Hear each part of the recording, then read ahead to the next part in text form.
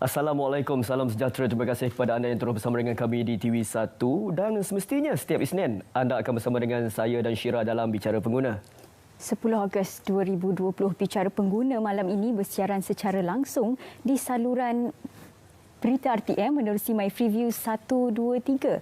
Anda juga boleh memilih untuk menonton kami di dalam talian di Facebook carian 5 Bicara atau Berita RTM. Sekiranya anda memilih dalam platform digital, anda boleh saksikan kami di myclick.rtm.gov.my ataupun di aplikasi RTM Mobile. Baik. Malam ini kita akan berbincang, berdiskusi berkaitan dengan pertanian.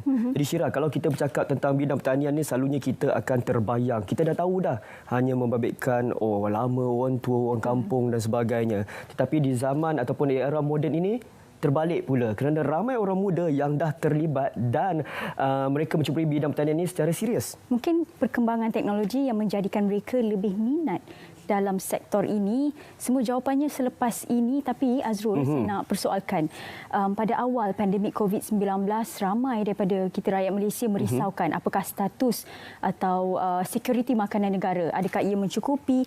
Mungkin pandemik ini akan berterusan sehingga tahun hadapan atau bagaimana, dan bagaimana persediaan kementerian menghadapi pandemik COVID-19 ini. Dan kena dengan tajuk kita pada malam ini, norma baharu dalam industri pertanian dan makanan. Tapi sebelum itu Syira, jom kita tengok dulu sandiwara pengguna.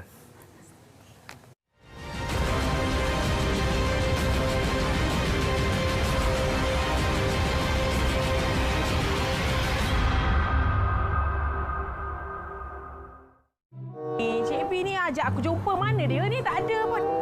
Dah lah. Ya Allah, dengan nyamuk gata-gata. Cik P! Yok, Cik P kat sini ke Cik P-nya? Ya Allah, penat saya mencarinya. Kenapa ajak saya jumpa dekat kebun ke kandang ni? Apa benda ajak saya jumpa kat sini Cik P? Dengan gata-gatal lah ni. Apa ni Cik P? Ini kebun lah. Sekolah tinggi, kebun dengan kandang pun dah tak kenal. Inilah tempat aku bertenang, mencari ilham. Mencari ilham, tenang. Tenang apa ni Cik P? Serabut lah saya tengok. Ya Allah, ni apa benda pokok-pokok je tapi tak ada buahnya pun. Mendatangkan hasil ke macam ni? Apa benda? Semak lah Cik P, nyamuk banyak. Ai, teruknya, kerangga lagi. Ya Allah, gatal. Kaki gatal. Inilah orang muda. Nak kerja senang je, nak duit cepat. Usaha penat sikit tak nak. Rumah mak kau yang ada tanah tu, kalau kau usahakan buat ni kebun mini macam ni pun ada hasilnya. Ni boleh untung ke Cik B jadi petani macam ni? Kalau saya tak nak lah dengan macam ni. Ni, nak tanya sikit. Kalau kerja, hari ni kerja, esok dapat gaji ke? Tak kan? Macam itulah kita bertanam pun. Hari ni kita tanam, bukannya esok dia tengok berbuah. Lama sikit, kena bersabarlah. Hari ni semua datang hasil ni, dapat juga duit. Tak, Cik B. Cik B, patut Cik B cek kerja lain lah. Kerja macam ni dapat, boleh berjaya ke Cik B jadi petani macam ni? Inilah orang muda, komplain je tahu berjaya tak berjaya. Kalau usaha berjaya lah. Sekarang ni aku nak tengok. Kau tengok aku. Berjaya ke tidak? Berjaya tak? Berjaya tak? Kau dapat berjaya ke tidak? Kau main lagi. Saya tak ada apa pun Cik B. Cik B, memang betul-betul boleh berjaya macam ni? Berbudi pada tanah, faedahnya banyak. Malas dengan rajin je.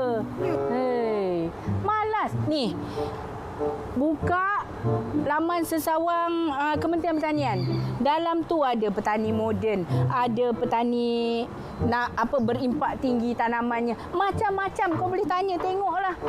Orang muda tengok handphone canggih tapi tak tahu nak cari maklumat.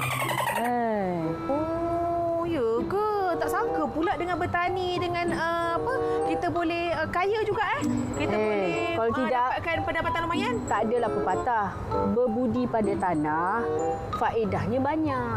Jadinya kalau kita rajin berusaha, banyaklah yang kita dapat. Panjang O-nya. Apa lagi? Kau tu kerja ke tak kerja?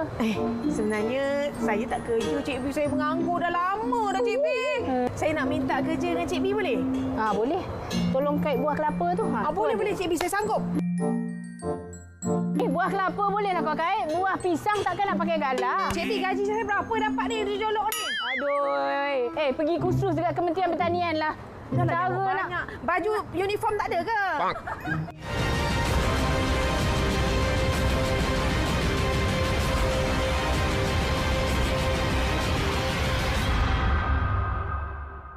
Baik, itu dia senario yang berlaku dalam kalangan atau dalam sektor pertanian kita, Azrul.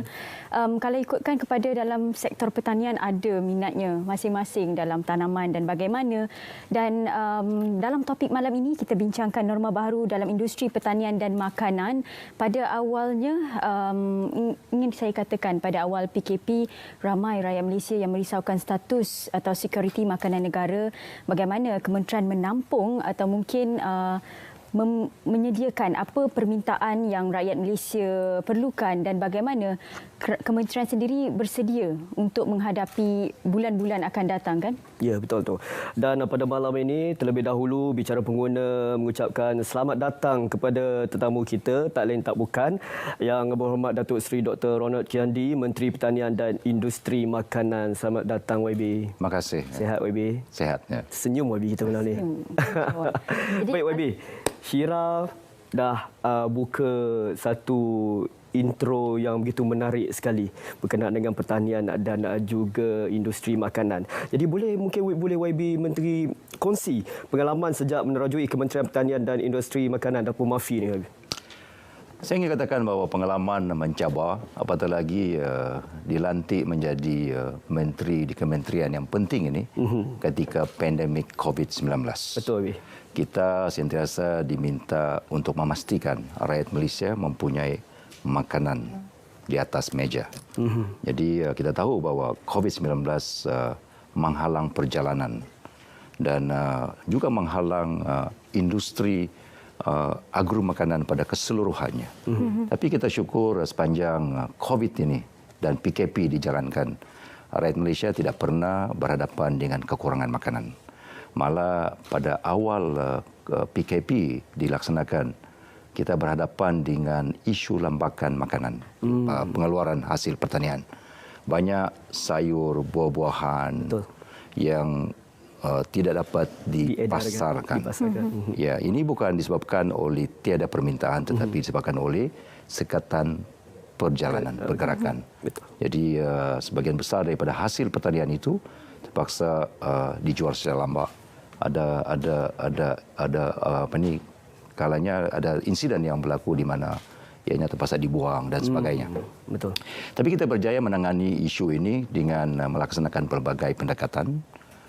Kita mengikuti SOP yang dikeluarkan oleh Kementerian Kesihatan.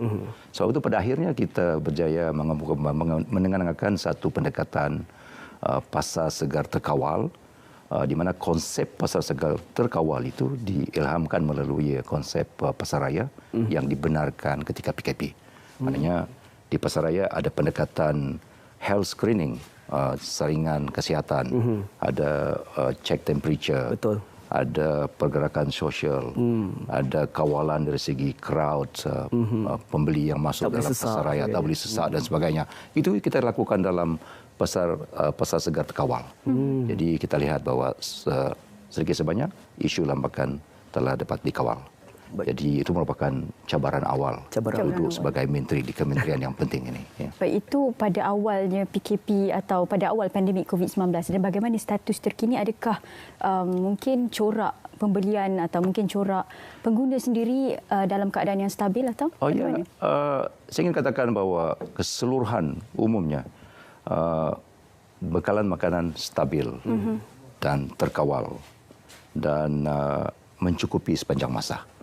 Jadi apatah lagi dalam peringkat PKPP ini, kita dapat melihat pergerakan lebih bebas, teratur dan sebagainya. Tapi ketika PKP rancak dijalankan, kita di samping mengadakan pasar segar terkawal umpamanya, kita menggalakkan penglibatan masyarakat tani untuk memasarkan hasil pertanian mereka melalui talian, melalui e-dagang dan sebagainya. Sebab itu banyak pemain-pemain industri e-dagang ini tampil ke hadapan dan bekerjasama dengan kementerian untuk membawa rakyat Malaysia membeli bela melalui talian.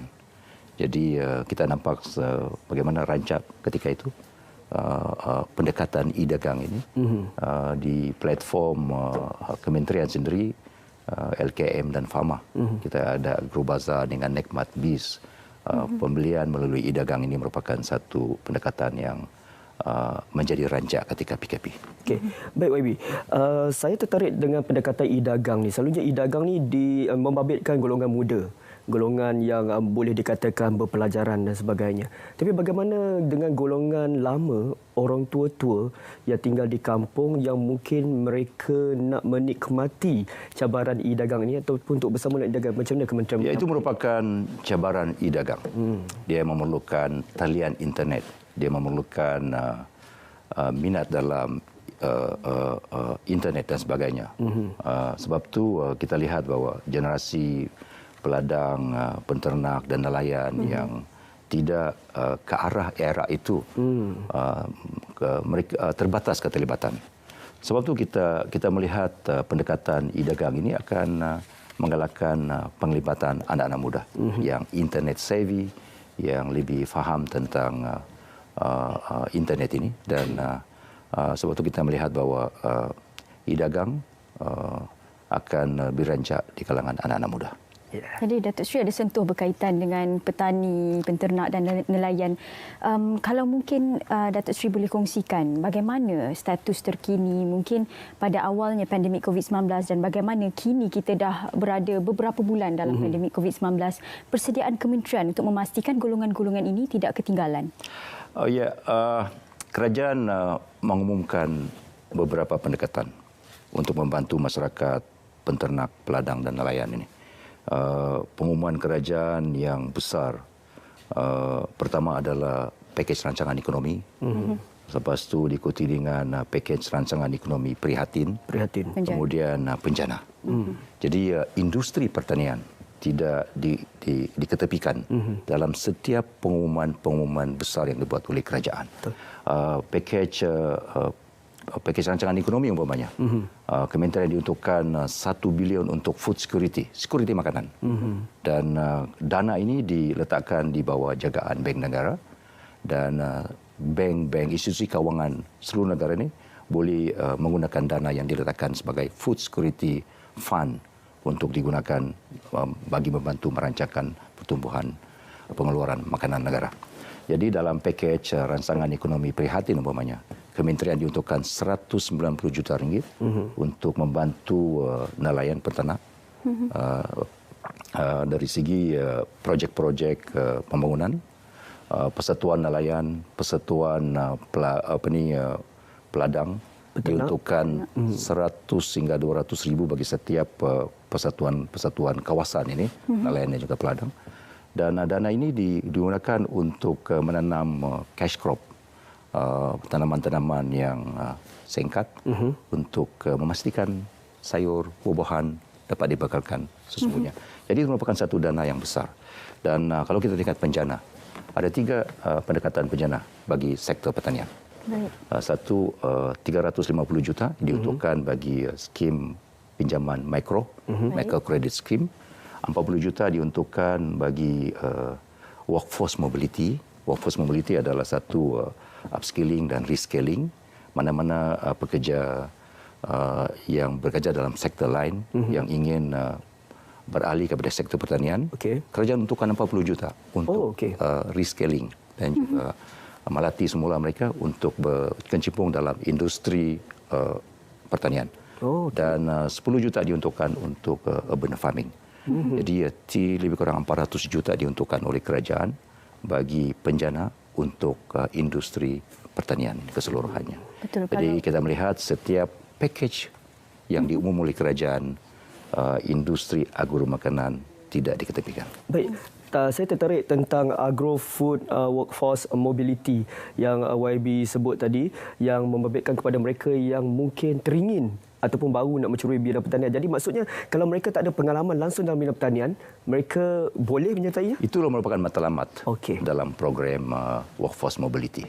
40 juta diuntukkan oleh kerajaan untuk melatih ataupun melatih semula workforce yang bekerja dalam sektor lain ataupun graduan yang belum bekerja dan ingin menceburi dalam industri agro makanan ini.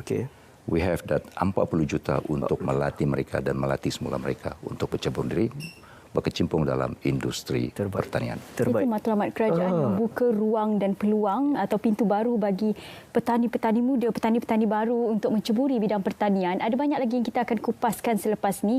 Salah satunya mungkin bagaimana kementerian boleh memberi kemaskini berkaitan dengan jawatan kuasa kabinet mengenai dasar sekuriti makanan negara. Semuanya selepas ini, kita beredar seketika.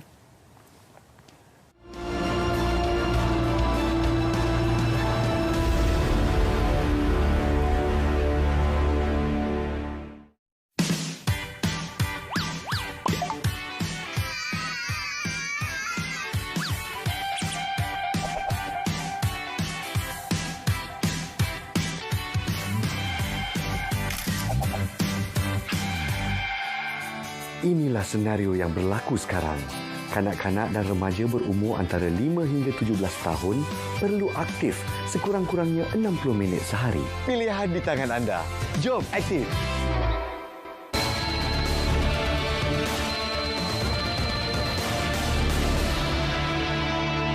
Bagi menangani isu kadar pengangguran belia dan juga meningkatkan keboleh pasaran graduan, Kerajaan juga akan menyediakan insentif kepada majikan yang menyediakan peluang perantis kepada lepasan sekolah dan graduan pada kadar RM600 sebulan.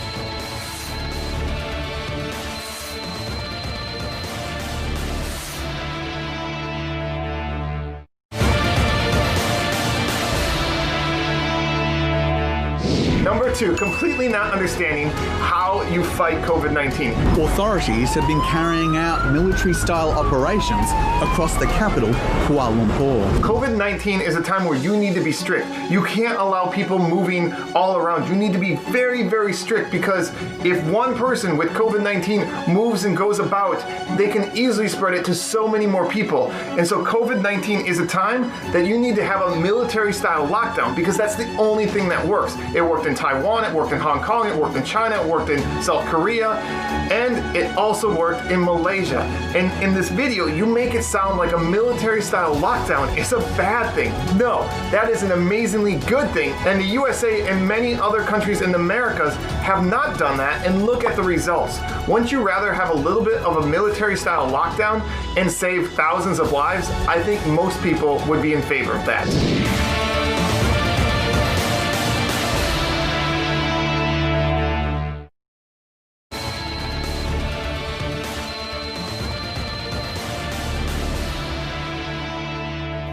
Untuk terus menggalakkan digitalisasi dalam sistem penyampaian perkhidmatan kerajaan ke arah revolusi industri 4.0, kerajaan akan menyediakan lebih banyak perkhidmatan secara dalam talian ataupun e-counter.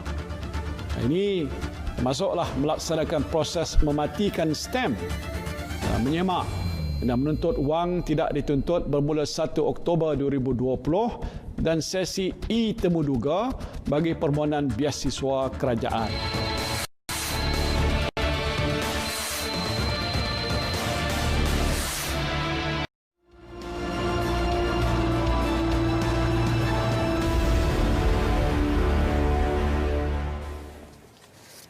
Masih bersama kami dalam Bicara Pengguna. Malam ini kita berbicara tentang norma baru dalam industri pertanian dan makanan bersama dengan Yang Berhormat Datuk Seri Dr. Ronald Kiandi, Menteri Pertanian dan Industri Makanan. Pembukaannya cukup menarik sekali. Saya amat tertarik dengan usaha kementerian untuk Agrofood Food Force Mobility di mana menolong mereka yang berminat mencuburi bidang pertanian dan mungkin ada juga kita terdengar masa PKP ini ada yang kena berhenti kerja dan sebagainya. Ini cabaran untuk anda untuk mengorak ke langkah yang baru. Betul, itulah peluang, itulah pintu baru atau itulah salah satu ikhtiar untuk kita sama-sama membangunkan ekonomi negara dalam sektor pertanian. Tadi sebelum kita berjeda, saya ada gantung atau saya ada bagi hint sikit dekat YB. Yang saya nak tanya ni berkaitan dengan perkembangan terkini jawatan kuasa kabinet mengenai dasar sekuriti makanan negara. Kita tahu berkaitan dengan pandemik COVID-19, mungkin kerjanya perlu lebih cepat. Bagaimana Datuk Seri? Dasar jawatan kuasa kabinet mengenai dasar sekuriti makanan negara merupakan satu jawatan kuasa kabinet yang pertama yang dibentuk oleh kerajaan ini.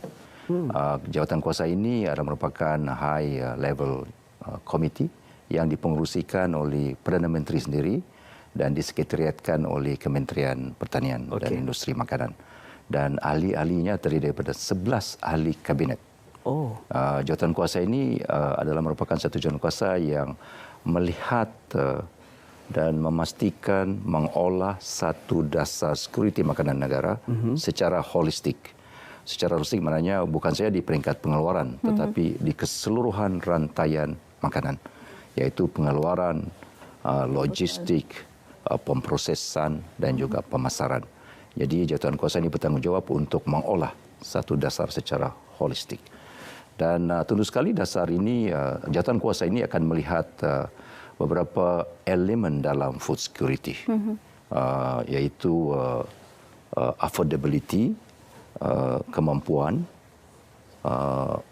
availability, ketersediaan, utilizations, melihat dari aspek keselamatan makanan, dan satu elemen yang baru yaitu stability dan sustainability, kemampanan dan juga kestabilan makanan.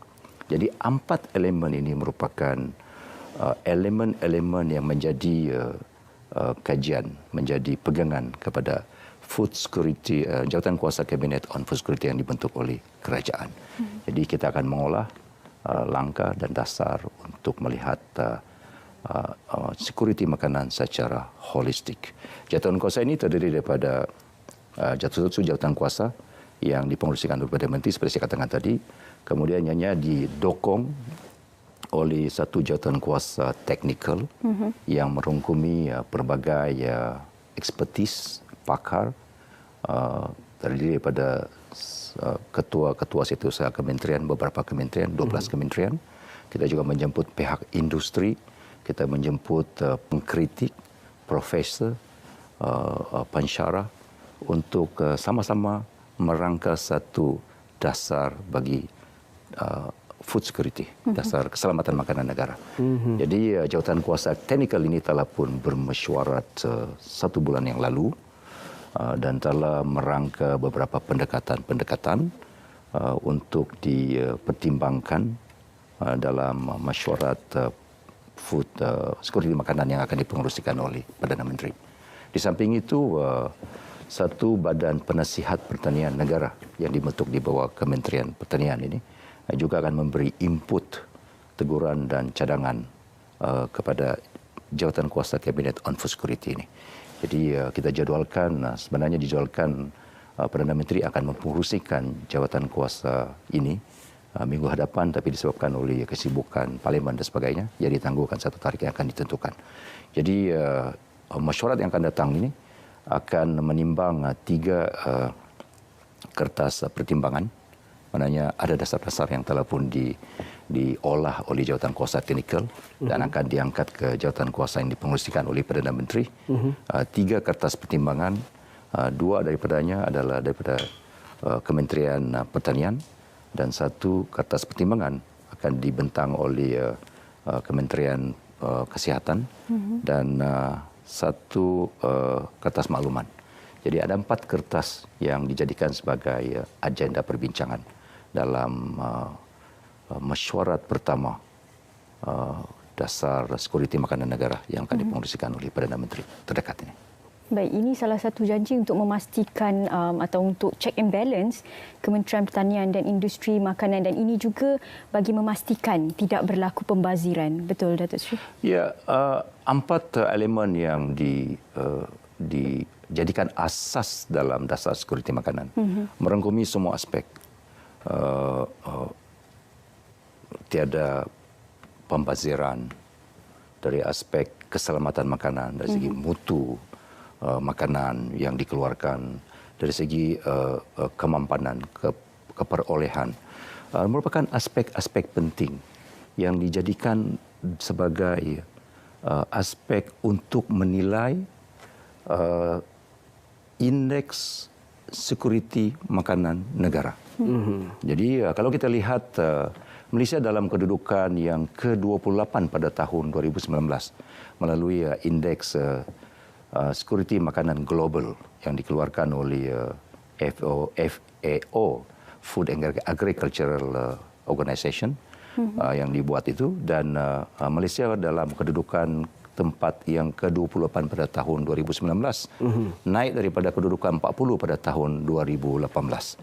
Jadi kita harapkan dengan satu dasar sekuri makanan yang baru yang sedang diolah sekarang ini, kedudukan Malaysia dalam Global Food Security Index akan meningkat dan menjadi lebih baik. Baik. Kementerian juga melantik Majlis Penasihat Pertanian Negara. Mungkin YB boleh perjelaskan apa peranan majlis ini? 12 anggota dalam Majlis Penasihat Pertanian Negara yang dibuat oleh kementerian ini, ianya merangkumi seperti saya katakan pengkritik makanan, profesor, pemain industri, ada penternak lembu, ada pengimport lembu, ada pengusaha ayam, ada pengusaha ternak yang lain, ada pengusaha pertanian yang duduk dalam Majlis Penasihat Pertanian Negara. Mereka memberi input, mereka memberi teguran, mereka memberi cadangan untuk kementerian mengolah dasar yang baru. Tentu sekali banyak perkara yang dibincang yang berlaku dalam era COVID ini, umpamanya pendekatan-pendekatan baru, kehendak untuk melihat SSL, di self-sufficiency level kita, tahap saraan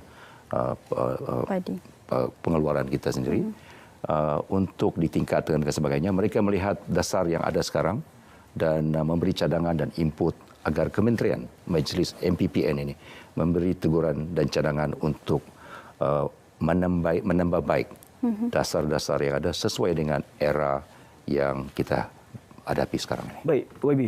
Antara isu-isu yang mungkin pengkritik makanan ataupun pemain industri ini suarakan setakat ini? Dari segi pengeluaran beras umpamanya, kita masih bergantung import beras 30% daripada keperluan negara. Jadi walaupun begitu banyak dana yang dibuat oleh kerajaan, diberikan oleh kerajaan, kita masih hanya mampu mengeluarkan 70% daripada keperluan negara. Banyak cadangan yang dibuat oleh Badan Penasihat Pertanian ini. Bahwanya mereka ingin melihat mengapa yield ataupun hasilan padi kita tidak tinggi umpamanya dibandingkan dengan hasilan negara-negara yang lain. Mengapa dari segi penggunaan automasi dan mekanisasi level peringkat mana? Sebetulnya mereka mencadangkan untuk tahap automasi dan mekanisasi perlu ditingkatkan. Mereka mencadangkan agar pendekatan dari segi pembajaan, dari segi keperluan untuk mengetahui soil profiling, profil tanah dari segi nutriennya. Dan semua aspek-aspek ini merupakan aspek yang perlu ditambah baik oleh kementerian bagi memastikan ladang ataupun sawah padi yang ada sekarang ini dapat ditingkatkan penghasilan produktivitinya. Sebab itu kalau kita bercakap tentang untuk meningkatkan SSL negara dari segi pengeluaran padi dan beras, kita harus melihat sawah yang ada sekarang ini perlu ditambah baik, pendekatan yang ada sekarang ini perlu ditambah baik, dan juga mereka mencadangkan agar untuk menampung keperluan meningkatkan SSL kita daripada 70% kepada satu tahap yang lebih tinggi. Tanah-tanah di luar jelapang umpamanya harus dijadikan sebagai jelapang padi yang ada. Jadi itu merupakan antara cadangan-cadangan yang telah dibuat oleh Badan Penasihat Pertanian. Dari segi industri ruminan umpamanya, kita melihat bahawa ruminan sekarang ini kita bergantung kepada import sebanyak hampir daripada 73%. 77%. Bekalan daging perlu diimport daripada luar. Kita hanya mampu mengeluarkan lebih kurang 23%. Sebab itu banyak cadangan yang dibuat. Pelbagai cadangan yang telah dikemukakan oleh Badan Penasihat untuk dilihat dan diteliti oleh kerajaan. Jadi kesemua ini adalah untuk melihat dasar sekuriti makanan negara terjamin, pengeluaran hasilan kita harus ditingkatkan secara pengeluaran domestik itu harus ditingkatkan supaya kebergantungan kita kepada import makanan daripada luar dapat dikurangkan. Ini penting dari sudut era COVID ini. Kerana COVID ini akan mengganggu pergerakan pengeluaran pertanian dunia. Betul. Jadi kalau ada penutupan sempadan-sempadan dunia, keperluan makanan kita, kebergantungan kita kepada 30% beras import, kebergantungan kita kepada 77 import daging daripada negara luar akan terganggu. Betul. Sebab itu pendekatan-pendekatan harus ditumpukan untuk meningkatkan SSL, tahap pengeluaran tempatan kita. Baik, supaya kebergantungan kita terhadap import akan dapat dikurangkan. Baik. Itu dia. YB Menteri memberitahu kita harapan, objektif dan juga hala tuju kementerian untuk tempoh yang mendatang ini. Baik, kalau kita bercakap tentang pertanian, pastinya kita akan bercakap tentang teknologi, iaitu kita dah akan mencapai industri 4.0 ataupun 4.0 dalam pertanian. Jadi, apa kaitan teknologi dan pertanian? Selepas ini kita akan berbicara. Kita berhenti rehat seketika.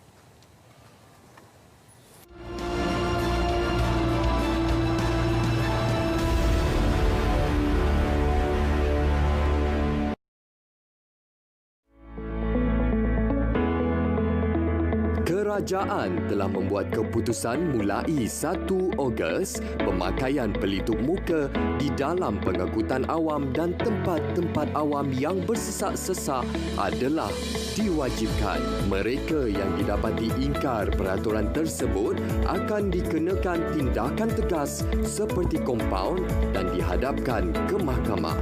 Orang ramai boleh menggunakan pelitup muka yang dijahit sendiri mengikut spesifikasi yang dikeluarkan oleh Pertubuhan Kesihatan Sedunia WHO. Kementerian Kesihatan menyatakan bahawa 2 perkara yang mampu untuk mengurangkan jangkitan adalah memakai pelitup muka atau melakukan penjarakan sosial. Kita masih belum menang. Terus patuhi SOP yang ditetapkan bagi memutuskan rantaian jangkitan COVID-19.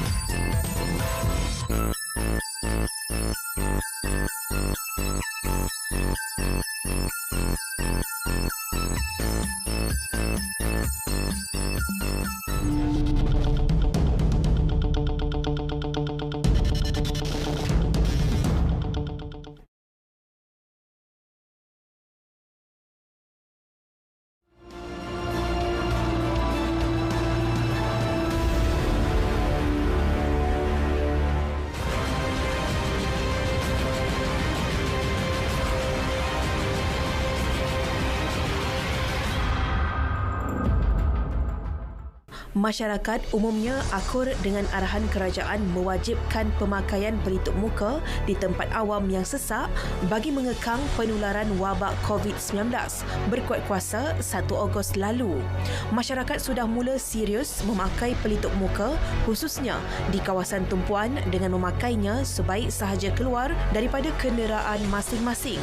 Ada segelintir masyarakat juga tidak mengambil endah langkah kerajaan mewajibkan pemakaian pelitup muka walaupun arahan pelitup muka wajib dipakai dalam pengangkutan awam di kawasan sesak ataupun tumpuan umum.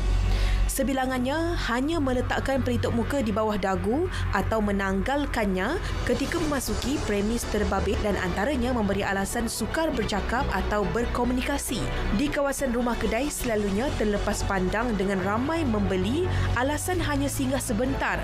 Namun risikonya jangkitan tetap sama, malah lebih membimbangkan ada pekerja warga asing mengingkar arahan itu.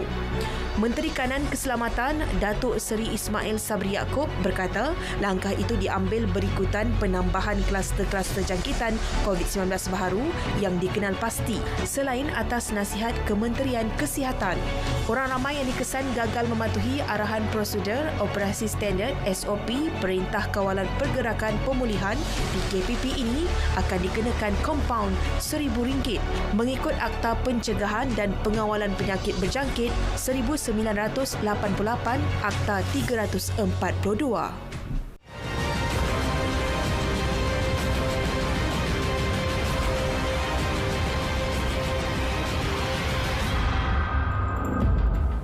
Ya, jangan ingat kita dah boleh keluar daripada rumah, bekerja dan sebagainya, kita terlupa tentang pandemik COVID-19 ni. Perlu patuh untuk memakai pelitup muka, Azrul. Ya, Azrul betul. kat luar macam mana? Saya sentiasa pakai. Kalau tak ada kerja, saya takkan keluar daripada rumah. Jadi penjarakan sosial tu kena jaga kerana kita belum lagi selamat daripada COVID-19.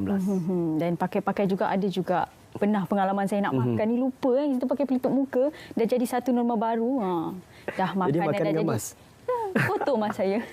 Baik Syirah, kita masih lagi bersama dengan Yang Berhormat Datuk Seri Dr. Ronald Kiandi, Menteri Pertanian dan Industri Makanan. Dan sekarang ni tadi sebelum kita berhenti rehat, saya ada menyentuh tentang industri 4.0 dalam pertanian dan sebagainya. Jadi bagaimana YB Menteri di bawah Kementerian sendiri untuk pemodenan industri pertanian ni?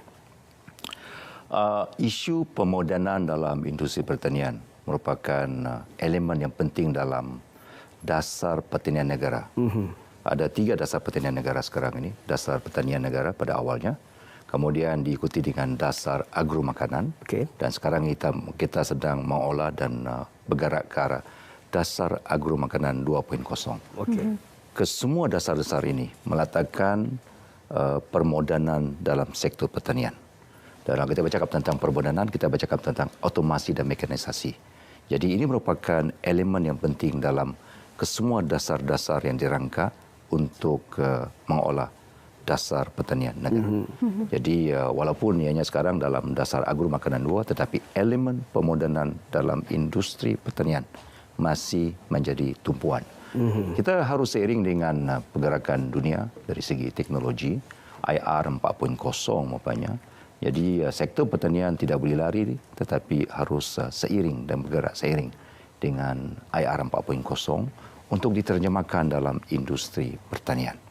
Jadi mau tidak kita harus terjemahkan. Kita bercakap tentang kekurangan tanah. Sebab itu kita harus bergerak ke arah meningkatkan produktiviti, meningkatkan hasil kita daripada tanah yang berkurangan. Umpamanya padi dikatakan tidak produktif kerana masalah guna sama tanah. Komoditi yang lain, ramai yang nak menggunakan tanah itu untuk komoditi lain. Kelapa sawit, getah dan komoditi-komoditi yang lain. Jadi dilihat padi sebagai industri yang agak ketinggalan dari segi itu, dari segi persaingan, keuntungan dan sebagainya. Sebab itu kita melihat apa juga ladang sawah yang ada, tanah, kawasan tanah yang ada. So kita melihat untuk meningkatkan produktiviti. Macam mana nak meningkat produktiviti dengan keadaan tanah yang sedia ada. So kita harus bercakap tentang permodanan teknologi dalam sektor pertanian. Kita mesti menerima dan mengadop teknologi baru.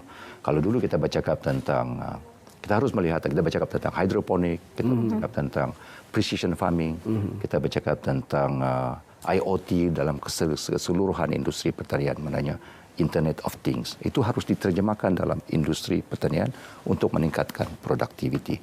Jadi ini merupakan satu keperluan. Isu pemodanan merupakan satu elemen yang sentiasa ada dalam setiap dasar pertanian negara. Ya. Pada minggu lalu, saya ada baca di Data Akhbar berkaitan dengan kementerian merancang untuk meningkatkan kadar sara diri bagi sektor pertanian. Dan kalau kita tahu apa yang dikemas kini kementerian sendiri dalam sektor padi atau beras ini 70% yang di pengeluaran negara, tapi 30% masih negara bergantung kepada import. Jadi bagaimana mungkin sasaran atau cadangan daripada kementerian untuk memastikan atau meningkatkan SSL ni? Sebab itu saya katakan bahawa kita harus modernkan sektor pertanian. Dengan keluasan tanah yang ada, kita harus adopt, menterjemahkan aplikasi pertanian moden. Dan pertanian moden dirangka dalam IR 4.0 umpamanya. Sebab itu saya katakan tadi bahawa kita harus bercakap tentang precision farming. Kita harus bercakap tentang pembejaan menggunakan drone dan sebagainya. Maknanya automasi dan mekanisasi harus menjadi pegangan kepada setiap pemegang industri ini.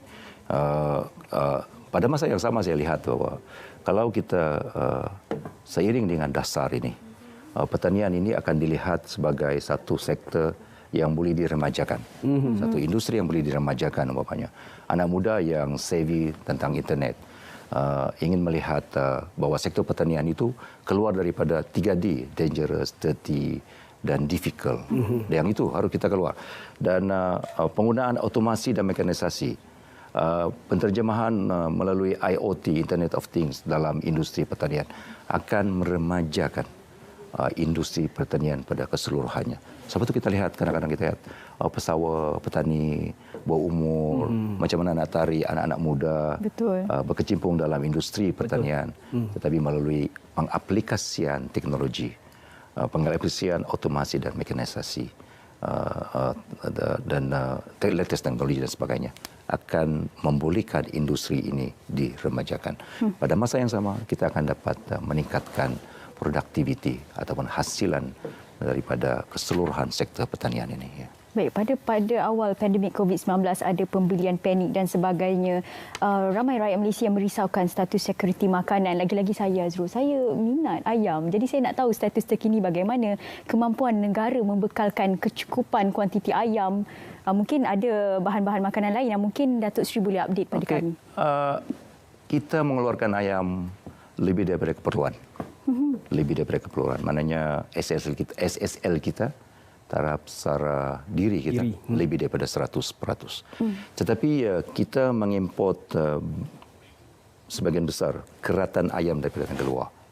Tetapi keratan ayam ini bukan digunakan untuk bekalan makanan segar, tetapi digunakan untuk industri hiliran, untuk buat sausages, chicken nugget dan sebagainya, dan untuk diproses. Jadi hasil daripada industri hiliran ini sebagian besarnya dijual untuk pasaran tempatan, tetapi sebagian besar akan dijual, dipasarkan untuk ekspor. Jadi ayam unik sedikit, tahap SSL kita lebih daripada 100%, tetapi kita mengimport keratan ayam untuk diproses. Jadi itu kedudukan SSL kita untuk ayam. Jadi Syirah tak perlu risaulah. Ya. Ayam banyak lagi di pasaran.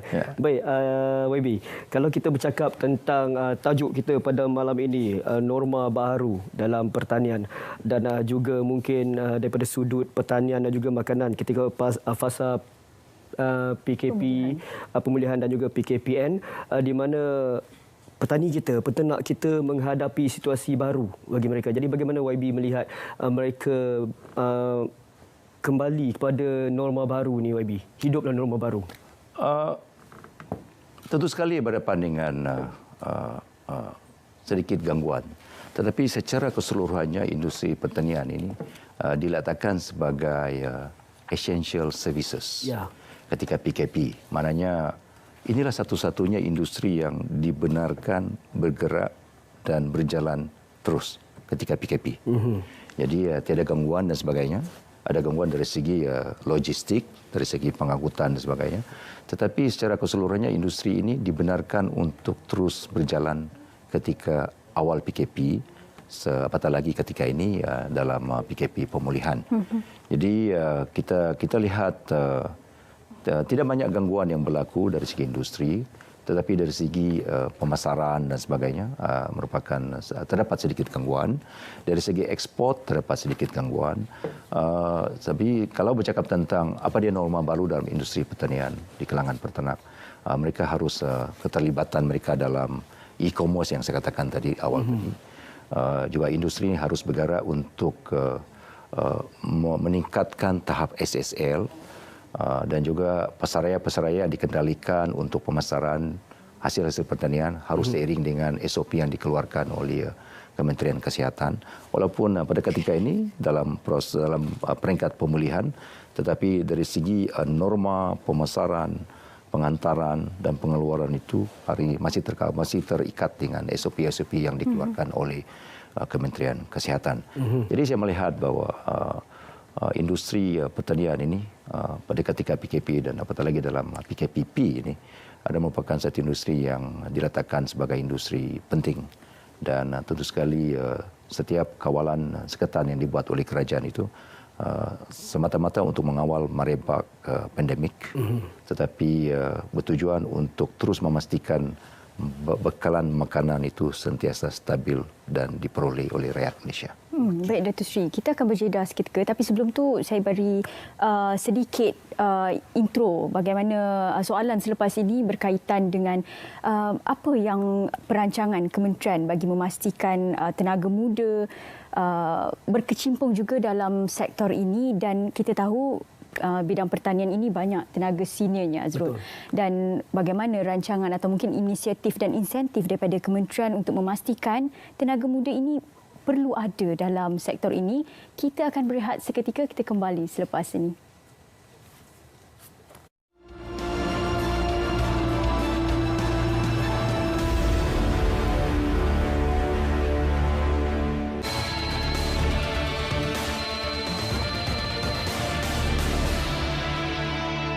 Kempen pemilikan rumah akan diperkenalkan semula.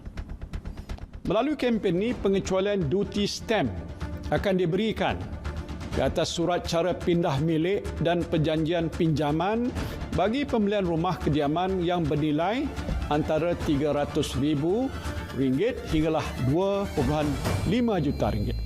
Selain itu, had pembiayaan bagi pinjaman rumah ketiga dan seterusnya bernilai RM600,000 ke atas tidak lagi tertakluk kepada 70% daripada nilai rumah semasa tempoh program kempen pemilihan rumah tertakluk kepada pengurusan risiko dalaman institusi keuangan.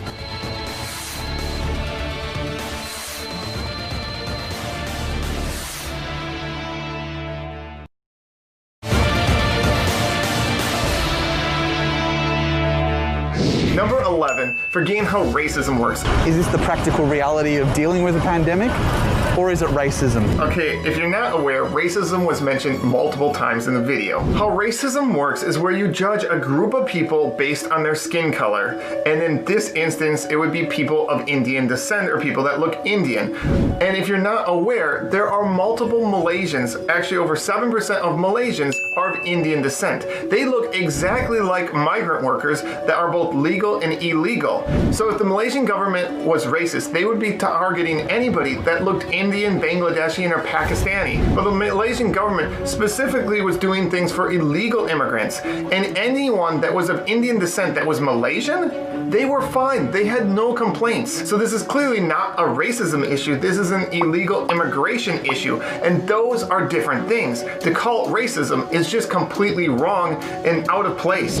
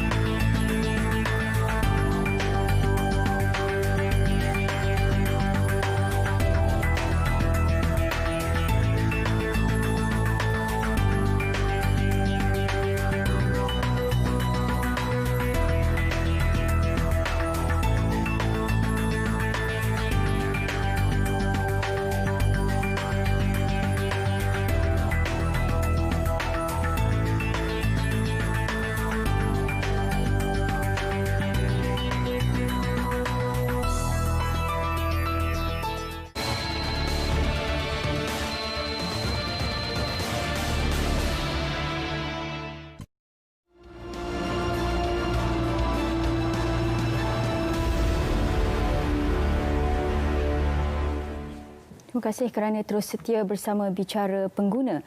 Negara masih bergantung kepada tenaga senior, boleh dikatakan, dalam sektor pertanian ini. Jadi bagaimana dengan tenaga muda? Bagaimana pula kementerian melihat minat tenaga muda ini perlu diterjemahkan dalam satu insentif dan juga inisiatif kerajaan untuk berkecimpung dalam sektor pertanian, dan bagaimana rasanya tenaga muda punya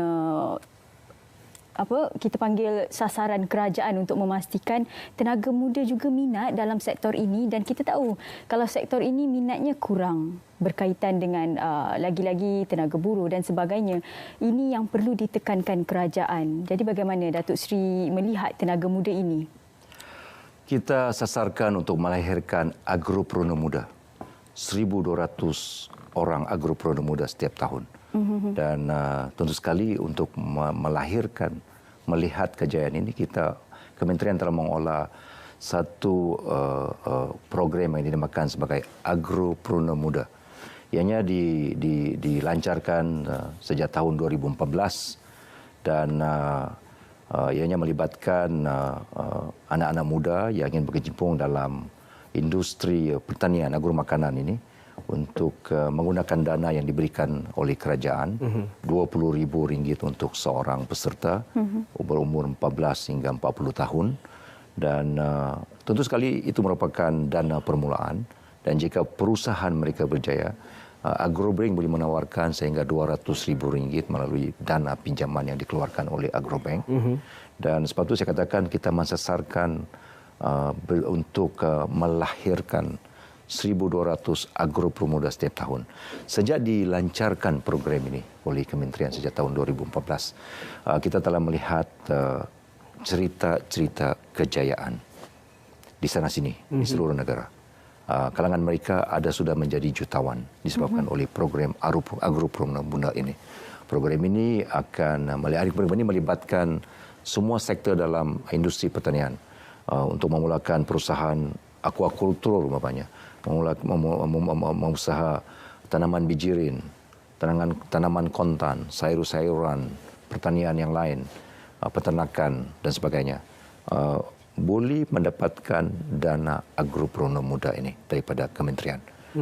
Boleh diakses melalui online, boleh mendapatkan orang daripada jabatan-jabatan pertanian di seluruh negara, dan penapisan akan dibuat oleh kementerian secara berkala. Dan untuk tahun ini saja kita telah pun dalam proses untuk menghantar surat-surat tawaran untuk lebih daripada 300 peserta agropreneur muda yang berjaya, dan melibatkan peruntukan sebanyak RM4 juta yang akan dikeluarkan oleh kementerian dalam masa yang terdekat.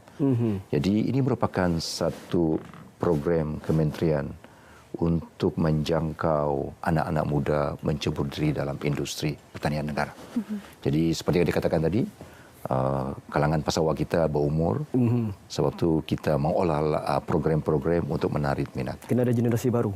Generasi baru. Kena ada tenaga muda. Jadi bagaimana? Mungkin Kementerian Pertanian sendiri ada bekerjasama dengan Kementerian Pendidikan dan sebagainya? Ya, kita bekerjasama dengan Kementerian Usahawan, kita bekerjasama dengan Kementerian Belia dan Sukan untuk mengenal pasti peserta kalangan anak-anak muda yang berdaftar dengan Kementerian Sukan dan Kementerian Usahawan rupanya. Mereka juga mempunyai dana melalui tekun sebanyak RM50,000 dan sebagainya.